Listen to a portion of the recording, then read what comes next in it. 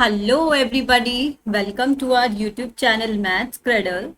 Today we will solve the objective type questions of solved examples of first chapter of class 12. In the previous video we have discussed all these long answer type questions. So let's get started. So in the first example we have to choose the correct answer from the given four options in each of the following examples 17 to 25. Okay, so we have to choose which option is correct.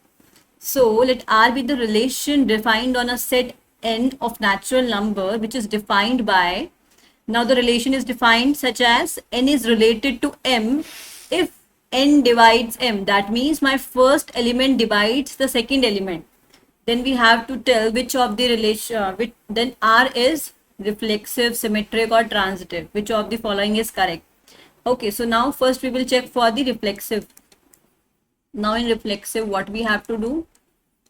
A relation is reflexive if a comma a belongs to my relation R for all a belongs to a set.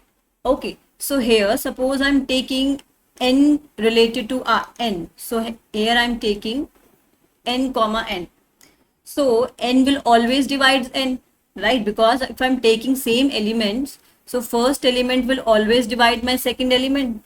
So therefore I can say that since n divides n,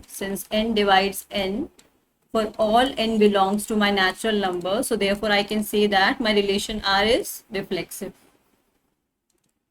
Okay, next I will check for the symmetric. Now what is symmetric relation? A relation is symmetric if a comma b belongs to relation R, then this implies b comma a also belongs to R. Then we can say that my relation is symmetric relation. Okay, so suppose I'm taking an example. Suppose n is related to m. That means n divides m. So is it possible that when n divides m, m will also divide n? So here we can take in counter example. Let us suppose that 3 is related to some element, suppose 12. So this implies 3 divides 12. 3 divides 12. Okay, so can I say that 12 will also divide 3? No. So this does not imply 12 divides 3. That is 12 is not related to 3. So therefore relation R is not symmetric, or relation R is not symmetric.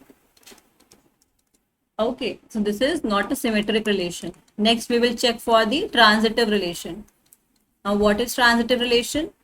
If a comma b and one more ordered pair b comma c belongs to my relation, then if a comma c is also belongs to R, then we can say that the relation is a transitive relation. So here let us suppose that n m R belongs to my set A, or we can say that my set n.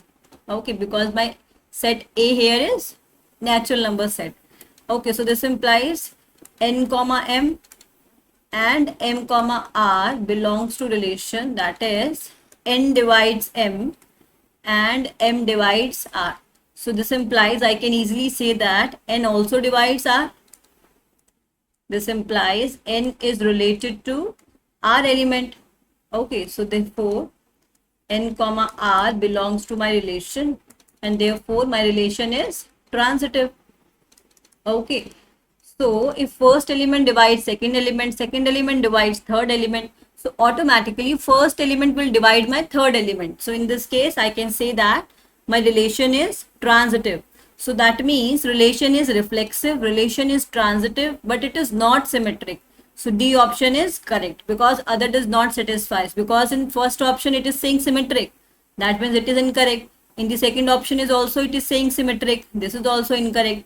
In the third option it is saying equivalence. Equivalence means function should be all the three. Reflexive relation should be reflexive, symmetric and transitive.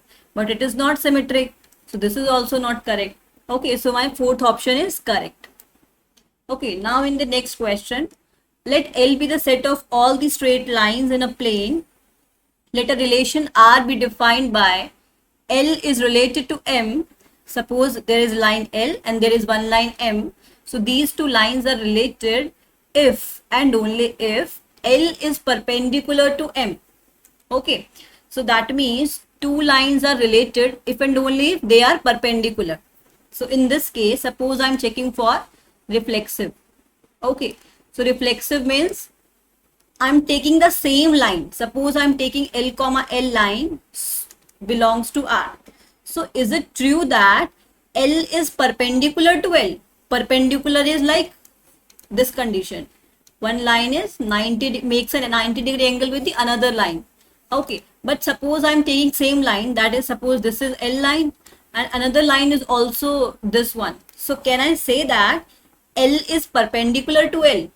No, because this line is not perpendicular to itself, so therefore it is not reflexive.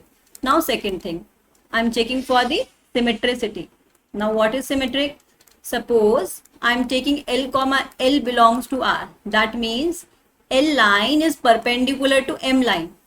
Okay, so in other way round, can I also say that M is perpendicular to L? Yes, of course. If L comma L belongs to R, this implies L is perpendicular to M. So I can also say that M is also perpendicular to L. This implies M comma L is also belongs to R. So therefore, relation is symmetric. Okay, so this is a symmetric relation. Now let's come to the transitive. Is it transitive relation? So I'm taking three sets of three lines, L comma M comma N belongs to R. So sorry, this is belongs to my set L. So L comma M and M comma N belongs to relation. So that means L is perpendicular to M. Suppose I'm taking, this is my line L, this is perpendicular to M. Okay, M is perpendicular to N. That means it is like that. This is my M and this is my N. So M is perpendicular to M. So can I say that is L is perpendicular to N? No, because L and N are parallel lines. So that does not implies L comma N belongs to R. Or we can say that this implies L is not perpendicular to N. Okay, that this implies L comma N does not belongs to R, because L and N are not perpendicular. So therefore relation R is not transitive. So which of the following option is correct? Here I can say that my B option is correct. Okay, because it is not reflexive, it is not transitive. Okay, and we cannot say none of these is correct. So this is symmetric option. Okay, now in the next question, let n be the set of natural number and function is defined from n to n, defined by fn is equals to 2n plus 3. Then we have to tell which of the following is correct. Function is surjective. Surjective means it is an onto function. Injective means it is a 1-1 function. Bijective means it is both. That means it is 1-1 as well as it is onto. Okay, so now we will check for the 1-1 and onto function. Okay, so this is, suppose I'm checking for the 1-1 function. Function is 1-1 or not. So for 1-1 function, what we have to do, we will consider fx is equals to fy, and automatically we will show that x is equals to y. If x is equals to y, then that means function is 1-1. What does that mean? We are taking the same elements x and y, and we will show that the corresponding image for x and y is also same, right? Suppose we have a curve. Okay, so now if for different element x and y, for different element, suppose this is a point, this is b point. If for different element a and b, I will get same image fa and fb, that means that function is not 1-1. So that is why what we are doing, we are taking same images and we will show that my corresponding elements is also same, right? So in this case, this is how we will show my 1-1 case. Okay, so fx is 2x plus 3 and fy will be 2y plus 3. So 3 is cancelled. So I can say that 2x is equals to 2y. So therefore x is equals to y. So that means my function is 1-1 function. Now next I will check for the ontoness. Therefore f is 1-1. So now function is onto or not. We will check for that. Now what we will do for the one onto, now onto means suppose we have two sets. Okay, suppose this is A set, this is B set. Now a function is onto, it means that for every element in the codomain there exists some pre-image in that set. Okay, suppose I'm taking so many elements here, and for one element there is no pre-image. Suppose I'm taking pre-images of all the element, but for this element suppose there is no pre-image. That means this function is not an onto function. Okay, so we have function fn is equals to 2n plus 3. Okay, let us suppose this is y. So what we have to do, we have to convert my function in the form of n. Here y is expressed in the form of n. We have to express n in terms of y. So this will be 2n is equals to y minus 3. So that is n is equals to y minus 3 divided by 2. Okay, so now one thing we have to take care here is, suppose I'm starting with, because we are taking my codomain and domain as, this is my domain and this is my codomain. Okay, so suppose I'm starting with the first element, f of 1. What is f of 1? That is 2 into 1 plus 3, that is 5. What is f of 2? F of 2 is 2 to the 4 plus 3, that is 7. What is f of 3? F of 3 is 3 to the 6, 6 plus 3, 9. So that means we are getting pre-images for 5, for 7, for 9, but what about the other elements of my natural numbers? Suppose I want to find the pre-image of, suppose n is equals to 1, 2, 3, 4, 6, 8. What about these elements? There is no pre-image for these elements, right? So if I want to make the mapping diagram for this function, so here I'm starting with the 1, 2, 3, 4, 5 like this. Okay, this is 1, 2, 3, 4, 5, 6. So image of 1 is directly 5. Image of 2 is, then it is 7. Image of 3 is directly 9. But what about the pre-image of 1, 2, 3 here? So that means this function is not an onto function, because there is no pre-image so many elements in the codomain, right? So therefore function is not onto function. So that means this is not the first option correct. C option is also incorrect because it is not onto. If it is 1, 1 and onto, then we can say that it is bijective, right? So it is injective function. So here option B is correct option. Okay. So in the next question, what we have to find, we have a set A having 3 elements and a set B having 4 elements. Then we have to find the number of injective mappings. Injective means 1, 1 mappings that can be defined from a set A to B. Okay, so suppose this is my A set and this is my B set, having 3 elements 1, 2, 3, having 4 elements A, B, C, D. Okay, so first of all, what is a 1, 1 mapping? 1, 1 mapping means every element of domain can be associated with distinct element of codomain. That means if I'm mapping A or 1 with A, so 1 is only mapped with A. Okay, 2 cannot. Suppose I'm taking another element 2. So in a function we can map 2 with A also, but in 1, 1 function we cannot map 2 with A. Okay, because 1, 1 means every element will associated with only one element, distinct element, okay, with the unique element. So 2 will map to suppose B, C.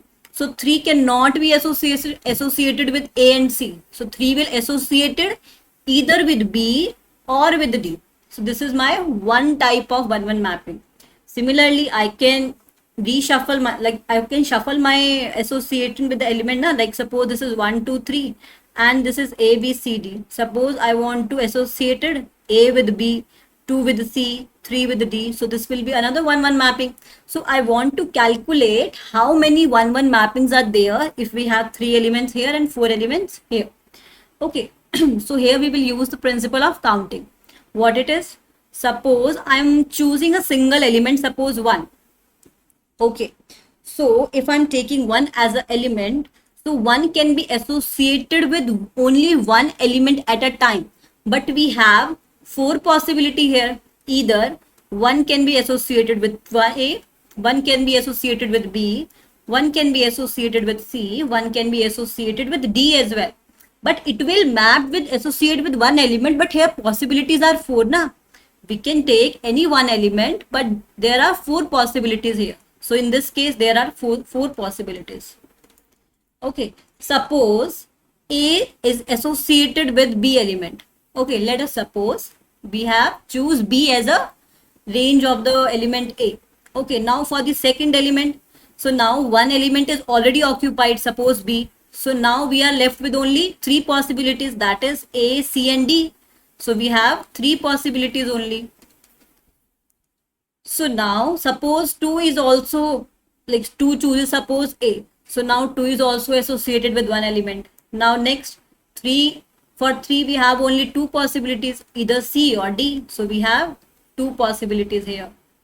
Okay, so therefore I can say that number of injective mappings are 4 cross 3 cross 2, that is 4 3s are 12 into 2, that is 24. So that means like these mappings we can draw 24 such mappings. But हम लोग ऐसे calculate तो नहीं करके दिखाएंगे कितनी mappings बनेंगी, है ना. तो इस तरीके से हम लोग काउंटिंग के थ्रू हम लोग चेक कर सकते हैं कि कितनी नंबर ऑफ काउंटिंग्स बनेगी यहाँ. ठीक है, तो here option C is correct option. Okay, now in the next question what we have to do, we have given a function which is f of x and g of x, and this function gx is x square. Okay, so we have to find f of g function. Here fx is given as sin x and gx is given as x of x square. So what is f of gx is? F of gx means f of gx, and it is already given that gx function is x square. Now fx is sin x, we have to find f of x square. What does that mean? It means in place of x we have to replace x by x square. So this is sin of x square. So that means my option C is correct option. Okay, so now in the next question we have to calculate the inverse function of the function fx 3x minus 4. Function is defined as 3x minus 4. We have to calculate the inverse function. What does that mean? Inverse function means, suppose we have two sets A and B. Elements are associated. Elements of A is associated with elements of B. This is my f function. So inverse function means there exists a function such that B, elements of B can be associated with elements of A. Like instead of A to B, we can define our function from B to A. Then we can say that this is my inverse function. Now in the first function, our function y is defined in terms of x. So that means in inverse function, my function x, not function, my variable x is defined in terms of y. Okay, this will be some another function g. Okay, so that means we will redefine. Suppose this is y is equals to 3x minus 4. What I will do here is, in case of inverse, I will express my variable x in terms of y. So this will be y plus 4 is equals to 3x. That means the value of x will be y plus 4 divided by 3. So now I expressed x in terms of y. That means, what does that mean? If I'm substituting y, that is the elements of B, then I will get the corresponding elements of A. This is my basically inverse function. So now inverse function x will be x plus 4 divided by 3, because we have to find the f inverse x. So simply I will change my variable y with my variable x. So this will be my inverse function. So which of the above option is correct? So here option A is correct. Okay, so this is my inverse function. This is inverse function of f x. Okay. So now in the next question, a function is defined from R to R and the function is fx is equals to x square plus 1. This is x square. Then the pre-images. Okay, what does that mean? Pre-images 17 and minus 3 respectively are. So pre-images means we have suppose two sets A and B. We have suppose 17 and minus 3 in the set B.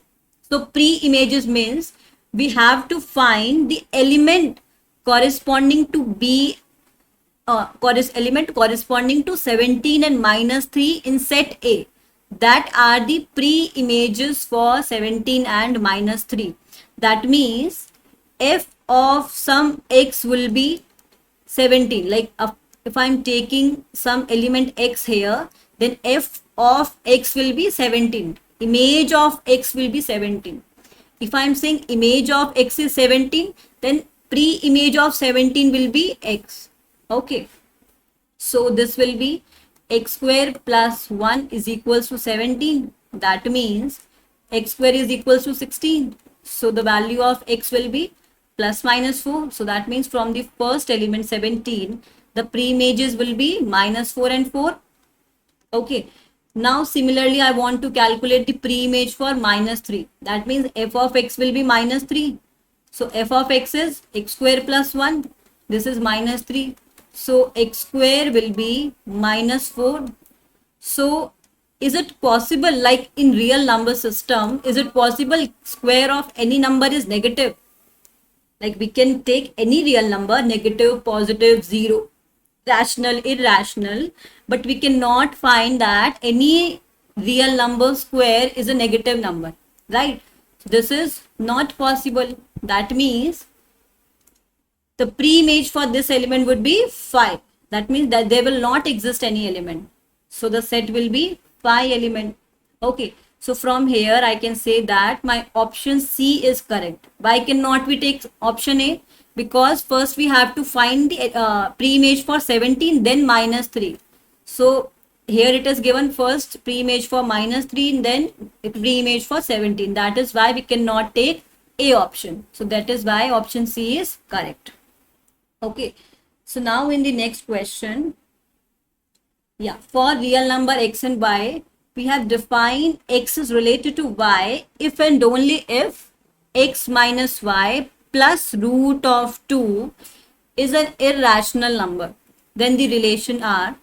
So according to this relation here, x is related to y by x minus y plus root 2. This is the relation. This is how x and y element are related. And this should be an irrational number. Okay, so first I need to tell whether it is reflexive or not. Then we will check for the symmetric and transitive relation. Now first I will check for the reflexive. What it is? Suppose I am taking two elements and both are same. Okay. Now let x comma x belongs to R. So if x comma x belongs to R, then x minus x plus root 2 is root 2 only, which is already belongs to Q complement, that is irrational number. So therefore I can say that my x minus y plus root 2 will always be irrational if both the elements are same. So therefore relation R is reflexive. Okay, so relation is reflexive. Now we will check for the symmetric. Now is this relation is a symmetric relation? Now here I will choose two elements. Suppose I am taking x is equals to root 2 and y is equals to 2. So in this case, x minus y plus root 2 will be root 2 minus 2 plus root 2. That is 2 root 2 minus 2. Now here it belongs to Q complement. That means it is reflexive. There is no problem here. Suppose I'm interchanging my element. Suppose x is equals to 2 and y is equals to root 2. In this case, x minus y plus root 2 will be x minus y plus root 2. That is 2 here, which does not belongs to irrational number. So in this case, I can say that for any xy, I can never say that x minus y plus root 2 is always irrational, because in this case it is rational. But when I interchanged my x and y, that is we have to do for the symmetric relation. So in this case, it is not symmetric. Okay. Therefore, R is not symmetric. Now I will check for the transitive relation. Now what we have to do for transitive relation? So here I am taking three elements x, y, z. Okay, now suppose x is equals to 1, y is equals to 2 root 2, and suppose z is equals to 2. Okay, so first we have to check for the, yeah, so x, suppose x comma y and y comma z, these two elements belongs to R. That means x minus y plus root 2 and y minus z plus root 2 are irrational numbers. So we have to check for x and z. Is x minus z plus root 2 is irrational or not? So x is 1 minus 2 because z is 2 plus root 2. This is minus 1 plus root 2. Okay, so x minus z plus root 2. Is it rational or irrational? To take this as the root 2 and this will be root 2 and this will be minus, 1. Then this will be 0. 1 plus 0 is 1, which does not belongs to Q complement. So that means in this case, the function, relation R is not transitive. R is not transitive. So therefore, I can say that my option A is correct. The relation is only reflexive relation. It is not transitive. It is not symmetric. Okay. So now let's come to the next question. A relation, consider a set A having three elements, A set having three elements, 1, 2, 3, and R be the relation, R be the smallest equivalence relation on A. So we have to write the smallest equivalence relation which can be defined by using these three elements. Okay. So my set is 1, 2, 3.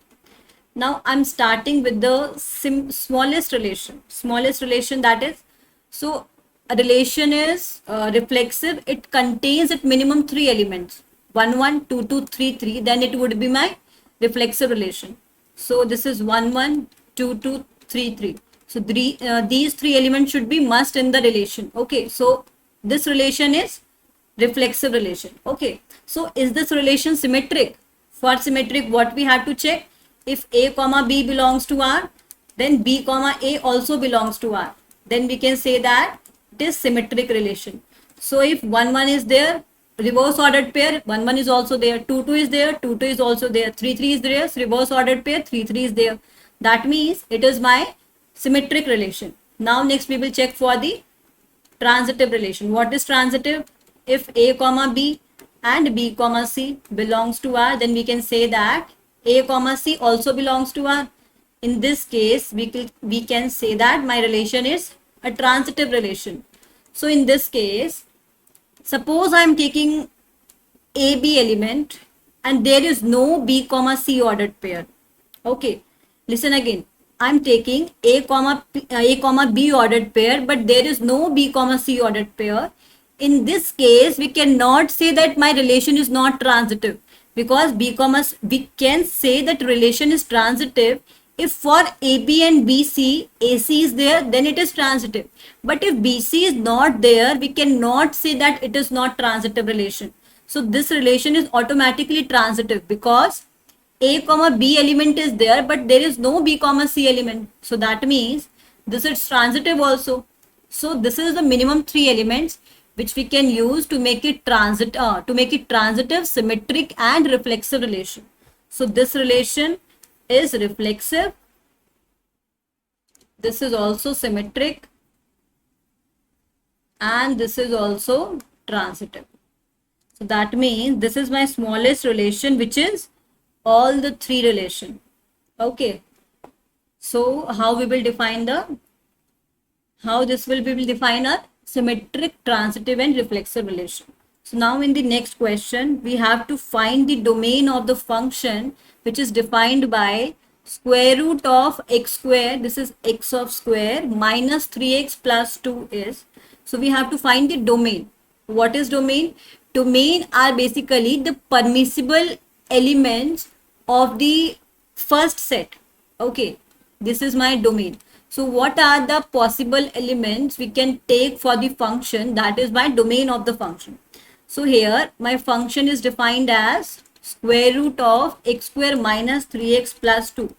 So I want to know what are the values of x which I can take here, like what are the possible values of x which are open to take in the square root. Okay, so suppose I'm taking x such that my the square root is negative. So is this possible? Because in case of negative square root, the solution would be complex number, so that is not possible. So therefore I can say that x square minus 3x plus 2 must be greater than equals to 0, because the square root will be defined if the inside term which is inside the square root is positive, or I can say that it is greater than equals to 0. So now make the factors here. This is x square minus 2x minus x plus 2 greater than equals to 0. This is x minus 2 minus 1, x minus 2 greater than equals to 0. So the factors are x minus 1 and x minus 2 greater than equals to 0. Now my function is, now we have here two critical points, 1 and 2. Okay, suppose I'm taking a value which is greater than 2. For value which is greater than 2, suppose I'm taking 3 here. Okay, so now for 3 element, my first bracket would be 3 minus 1, that is positive, and 3 minus 2 is also positive. That means my entire function is positive in this interval for value which is greater than 2. Suppose I am taking value in between 1 and 2. Suppose I am taking 1.5 here. So for 1.5, first bracket, that is this one will be positive and the second one would be negative. So in this case, my entire function would be negative. So here it will be negative. Suppose I am taking an element which is less than 1. Suppose 0 I am taking. For this bracket would be negative. This is also negative. So after multiplication, the bracket would be positive. So here my sign of the function would be positive. Now I can include 1 and 2 here because we want to find those values of x for which the function is greater than equals to 0. Okay, so now greater than function means this interval and this one. So therefore x belongs to minus infinity to 1, union 2 to infinity. So this is the required domain of the function. That means if I'm taking the value outside this interval, then this value will be negative, and which makes the function undefined. Okay, so this is my required domain for the function. Okay, so now in the next question, we have considered an L elements in the set A, then we have to find the total number of injective function from A onto itself. Okay, so total number of injective function means total number of 1 function. So before taking with n elements, let's start with some 3 elements. Okay, so A is my set, B is my set, or this is A also, because we have to take injective function from A onto itself. That means from A to A. We have 3 elements here, 1, 2, 3. We have 3 elements here, 1, 2, 3. So we want to find the number of 1 function. 1 function means one element, this element can be only associated with one element. Suppose 1 is associated with 1, so 2 cannot be associated with 1. 2 can be associated with 3, or 2 can be associated with 2.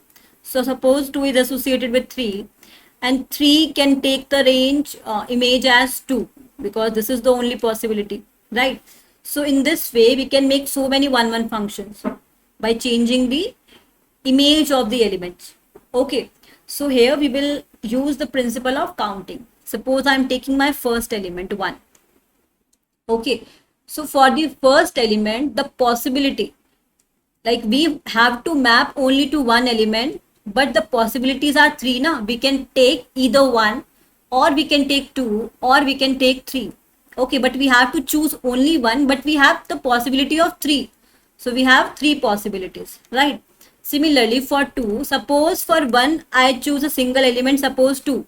Okay, so that means 1 possibility is gone. We are left with 2 possibilities only, that is 1 and 3. So here we have 2 possibilities only. Now suppose one chose or two chose one. So now one more possibility is gone. So that means 3 can only be mapped with 3. So here we have only one possibility.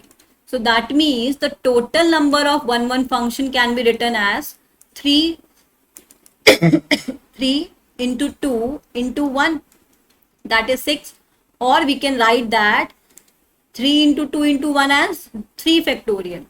Okay, so as we did in the case of 3 elements, similarly we can take for the n element. Suppose we have n elements here. This is a set, this is a set, this is 1 2 up to n, 1 2 up to n. Okay, so for 1 we have n possibilities. Okay, this is n possibilities. For second element we have one less possibility. If this is 3, then this will be 2, so this will be n minus 1 possibility. Okay, suppose for 3 we have one less, that means n minus 1 minus 1, that is n minus 2 possibilities. And at last, for the last element, the last element is n. For n we have only, for the last element we have only single possibility, that means only one possibility. Okay, so therefore I can say that total number of injective mappings are n into n minus 1 into n minus 2 up to 2 into 1. Okay, so this can be written as n factorial. So that means the total number of injective function from A onto itself is n factorial. This is my total number of mappings. Okay, so now in the next question, let Z be the set of integers and R be the relation defined in Z such that A is related to B if A minus B is divisible by 3. Okay, so how is A related to B? If A minus B is divisible by 3. Then R partitions a set into dash pairwise disjoint subsets. Okay, so here the relation is defined as A is related to B if A minus B is divisible by 3. So first of all, this relation is equivalence relation, because if a relation is equivalence relation, then we can only partitions by corresponding set. Okay, so now if relation is equivalence means it is reflexive, it is symmetric, and it is transitive. Now using this relation, I want to divide my sets into pairwise disjoint subsets. Okay, pairwise disjoint subsets means I'm taking my elements of the set of integers such that all the subsets, union of all the subsets would be the set of integers. First thing. Second thing is all the subsets are disjoint. That means there is no single element which is common in any subset. Okay. And the third thing is all the elements of first set will be related to itself. Okay. In one set, in one subset, all the elements would be related to each other. Okay. So I am dividing my subsets into 3 sets. Why 3? Because whenever some element is divided by 3, it gives remainder 0, or it gives remainder 1, or it leaves remainder 2. 3 are the possibilities. Okay, so I will divide my sets into 3 sets. First set having only remainder 0 when divided by 3. Okay, so the elements will be -9, -6, -3, 0, 3, 6. So in this set, all the elements give remainder 0 when divided by 3. In the next set, the remainder gives 0 when divided by 3. So this will be -5, -2, 1, 4, 7. Okay, so in this case, these are the elements. In last set, the elements would be -4, -1, 2, 5, 8. So we can check also. Here the remainder would be 0. Here the remainder would be 1. And here it would be 2. Okay. And we can also check that union of all these subsets give the set of integers. Okay. Because it is covering all the elements of the integer. and there is no common element in all the subsets, right? If 0 is there, 0 is not here. If 3 is there, 3 is not in A1 and A2. Okay, and all the elements of A naught, suppose I am taking 0 and 3. Okay, so 3 minus 0, because we have to take difference, and difference should be divisible by 3. So difference is 3 minus 0, 3 minus 0 is divisible by 3. 6 minus 3 is also divisible by 3. 6 minus of minus 3, that is 9, which is also divisible by 3. So that means all the elements of A naught are related to each other. All the elements of A1 is also related to each other. All the elements of A2 is also related to each other. So how many subsets can be formed here? So therefore, 3 pairwise disjoint subsets, 3 pairwise disjoint subsets we can form here. This is subsets. Okay, so there are 3 subsets. So now in the next question, let R be the R be the set of real numbers, and star be the binary operation defined as A is related to A star B is equals to A plus B minus of AB. Then the identity element with respect to binary operation are. So we have to tell what are the identity elements. So here A star B is A plus B minus of AB. So first of all, what is an identity element? So element is an identity element if A star E is equals to A. Suppose I'm taking a set of suppose integers. Okay, and my operation is suppose addition. Okay, so now I want to know what is the identity element for integers under addition. Okay, so that means मैं A में कितना add करूं कि मुझे A ही मिल जाए. So हमको 0 add करना पड़ेगा, right? If I add 0 in A, I'll get same element A. So that means this element is my identity element. Okay, similarly, here I need to check for the real numbers, and my binary operation is star. Okay, we cannot take addition, subtraction, multiplication randomly. We have to choose the binary operation which is given in their question. So A star E should be A. So what is A star E? A star E is A plus E minus A into E, which is equals to A. That means A plus E minus A is equals to A, right? So this A is cancelled. So therefore A is equals to E. So what I can do here is, this is E minus A is equals to, sorry, this is A into E now. So I can write that E minus A is equals to 0. I can choose E common, and 1 minus A should be equals to 0. So either E is equals to 0 or A is equals to 1. So A is equals to 1 is not possible. So therefore, I can say that my identity element would be 0. And we can verify that also. Suppose I am taking A star 0. So what is A star 0 is? A plus 0 minus A into 0. That is A plus 0 minus 0. That is A. That means A star 0 is A. यही तो हमको चाहिए था कि A star identity element करने पे हमको A वापस मिल जाए. तो इसका मतलब क्या हुआ कि जो हमने आइडेंटिटी 0 निकाली वो हमारे पास सही थी. तो हमारे पास आइडेंटिटी कितनी हो गई? 0 हो गई. ठीक है. और एक चीज और ध्यान रखनी है. सपोज मेरे पास यहाँ अगर मुझे सेट ऑफ नेचुरल नंबर दिया होता, सपोज कर लो कि नेचुरल नंबर्स का सेट दिया होता, लेकिन हमारे पास आइडेंटिटी 0 आ जाता, तो इस केस में आइडेंटिटी एग्जिस्ट नहीं करेगी, क्योंकि जो आइडेंटिटी है वो तो सेट के अंदर बिलोंग ही नहीं कर रही ना, तो फिर वो एन के अंदर नहीं हो सकती. ठीक है. तो ये चीज का ध्यान रखना है.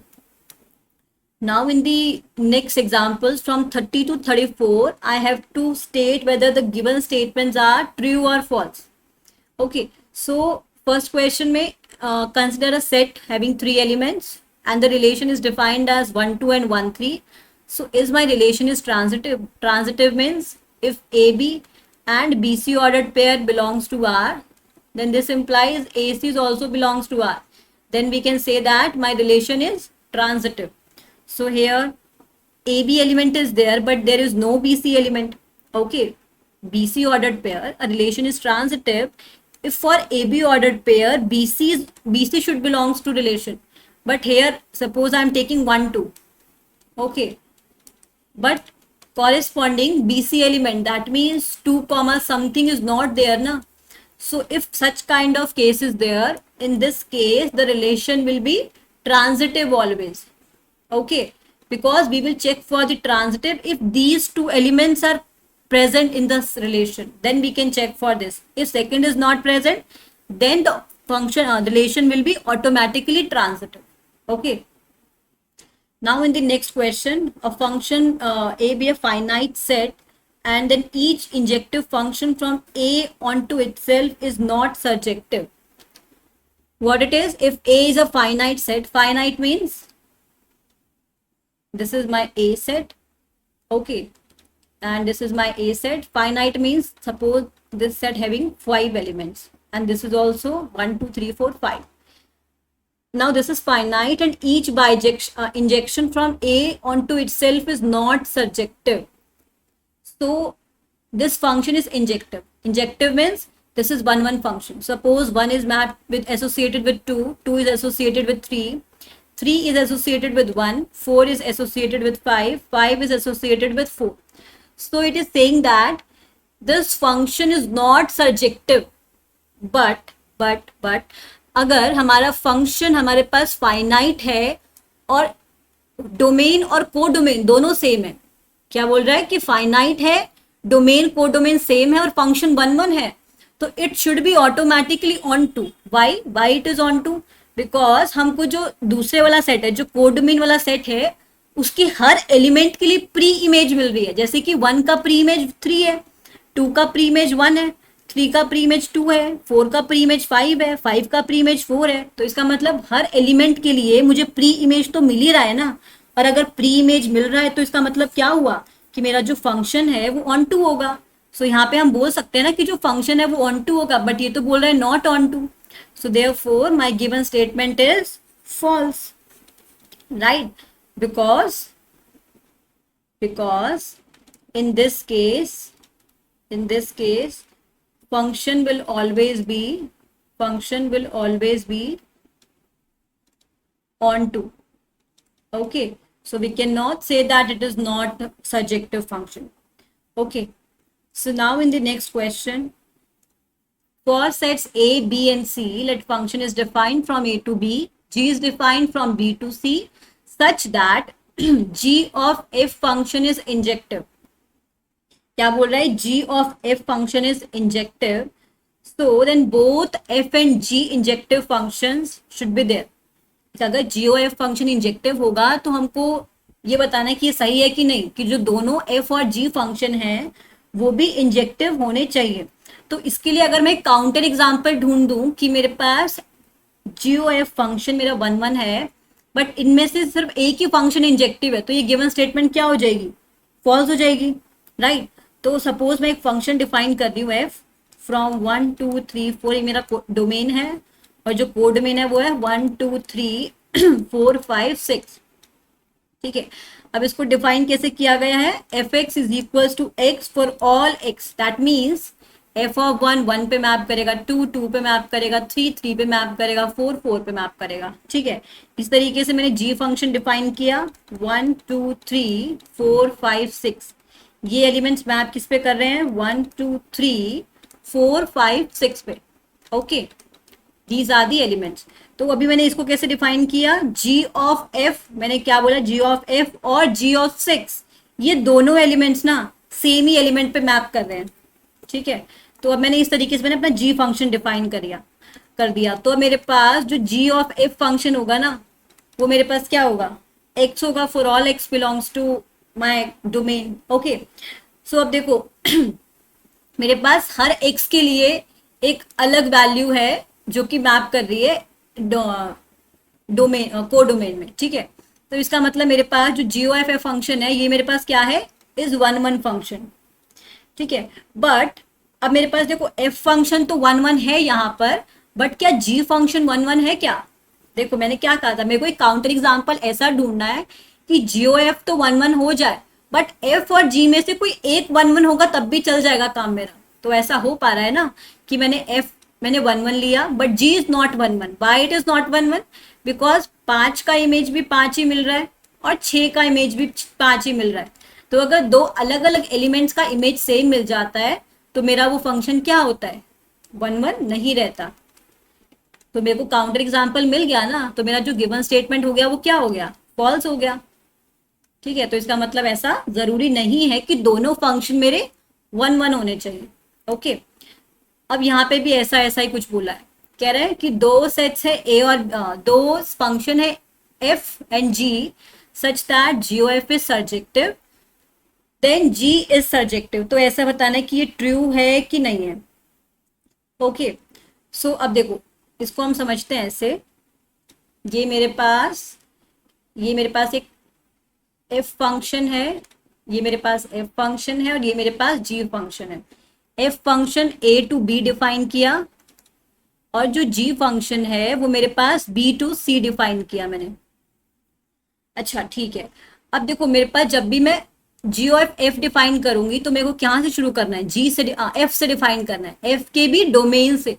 तो देखो मैंने डोमेन से शुरू किया ठीक है, यहां से शुरू किया, तो इसका जो इमेज होगा मुझे वो बी में मिलेगा और जो इसके जो इमेजेस होंगे, जो यहाँ एफ के जो इमेज मिले, अब उनके एलिमेंट का जो फर्दर इमेज मिलेगा वो मेरे को सी सेट में मिलेगा. राइट.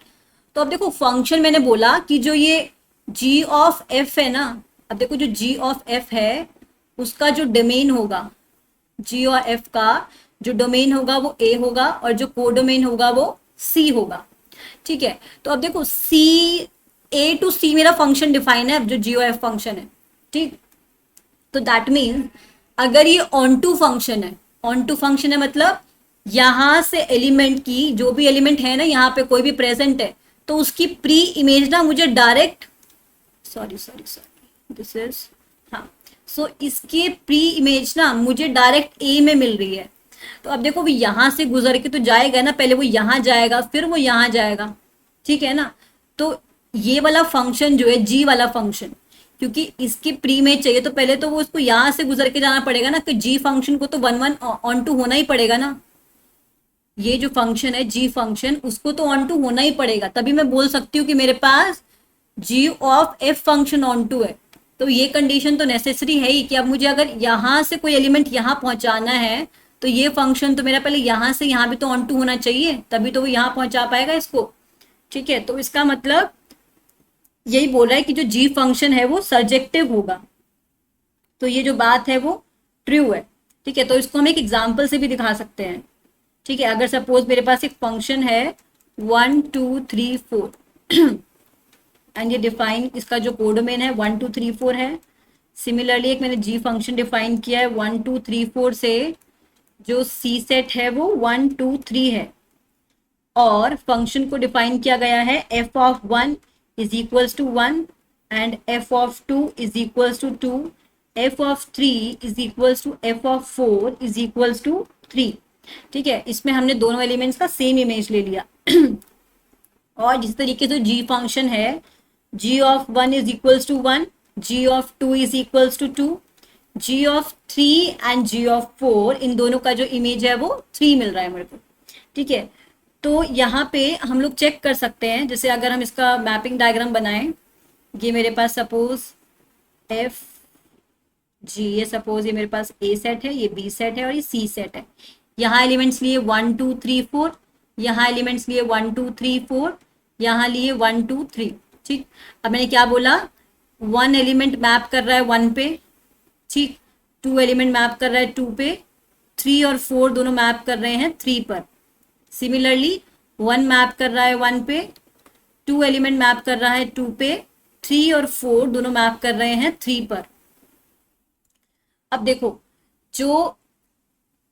मुझे ना पहले तो गॉफ फंक्शन देखना है, गॉफ फंक्शन ऑन टू है कि नहीं. देखो 1 एलिमेंट का प्रीमेज 1 है, इसका प्रीमेज यहाँ 1 है, तो मतलब इसका एलिमेंट का प्रीमेज यहाँ है, 2 का प्रीमेज यहाँ पर है, फिर 3 का प्रीमेज मिल रहा है, फिर 3 का प्रीमेज मिल रहा है, 3 का प्रीमेज मिल रहा है.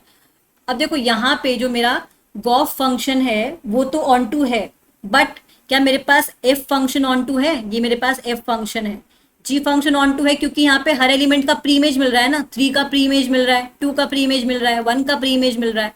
बट यहाँ पे एफ फंक्शन मेरा ऑन टू नहीं है क्योंकि यहाँ मुझे 1 2 3 का प्री इमेज तो मिल रहा है लेकिन 4 का कोई भी प्री इमेज नहीं मिल रहा। तो यहाँ मैं बोल सकती हूँ ना कि जो गॉफ फंक्शन है वो तो ऑन टू है बट मेरा एफ नॉट ऑन टू है, और जो मेरा जी फंक्शन है वो भी ऑन टू फंक्शन है। ठीक है, तो इस तरीके से मैं बोल सकती हूँ कि मेरा जो गिवन स्टेटमेंट है वो ट्रू होगा। ओके, तो अभी नेक्स्ट क्वेश्चन में क्या करना है, N be the set of natural number then the binary operation star in N defined by a star b and a star b is equals to a plus b has identity element. Okay, a star b कैसे define किया गया है, ए plus B. अब मुझे identity element लिखना है, तो मैंने मान लिया let e be the identity element. Identity element, so identity element है मतलब ए स्टार ई, मेरे को ए मिलेगा। Okay, so a star e means according to this definition a star e will be a plus e which is equals to a, so that means e is equals to a minus a। अब देखो यहाँ पे मुझे जो e की value है ना this is 0, so that means क्या हमारा जो आइडेंटिटी एलिमेंट है वो 0 बन जाएगा क्या। अब मैंने 2-3 एग्जाम्पल पहले बताया कि अगर मेरे पास आइडेंटिटी एलिमेंट सेट में है ही नहीं, अब मेरे पास आइडेंटिटी एलिमेंट सेट n में तो है ही नहीं ना क्योंकि नेचुरल तो 1 से शुरू होते हैं, है ना, तो मतलब ई तो 0 के जो आइडेंटिटी है वो n के अंदर नहीं आ सकता। So I can say that identity does not exist here, does not exist here. So identity exist नहीं कर रही, लेकिन इसने बोला कि आइडेंटिटी है, सो इसका मतलब गिवन स्टेटमेंट क्या हो जाएगा, फॉल्स हो जाएगा। ठीक है, तो आज हम लोगों ने सारे ऑब्जेक्टिव टाइप क्वेश्चंस खत्म कर लिए इस चैप्टर के। So that's all about today's video. So if you like the video, hit the like button and subscribe to our YouTube channel to get more updates. Bye bye. Thank you.